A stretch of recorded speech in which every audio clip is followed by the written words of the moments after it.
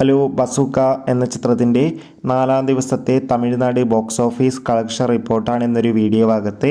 വീഡിയോയിലേക്ക് മുൻപ് ഈ വീഡിയോ ലൈക്ക് ചെയ്യുക, ചാനൽ സബ്സ്ക്രൈബ് ചെയ്യുക. ഏപ്രിൽ മാസം ഇനി അങ്ങോട്ട് ധാരാളം ചിത്രങ്ങൾ OTT റിലീസ് ചെയ്യും. നമ്മുടെ ചാനൽ ഭാഗം പരിശോധിച്ചാൽ നിങ്ങൾക്ക് ആ വീഡിയോയ്ക്ക് കാണാൻ വേണ്ടി സാധിക്കുന്നതായിരിക്കും. മമ്മൂട്ടി, ഷെയ്ൻ ടോം ചാക്കോ എന്നൊക്കെ പ്രധാന കഥാപാത്രങ്ങളായ ചിത്രമായിരുന്നു ബസൂക്ക. ചിത്രത്തിന് അത്യാവശ്യം മികച്ച അഭിപ്രായം തന്നെയാണ് ഇപ്പോഴും പുറത്തുകൊണ്ടിരിക്കുന്നത്.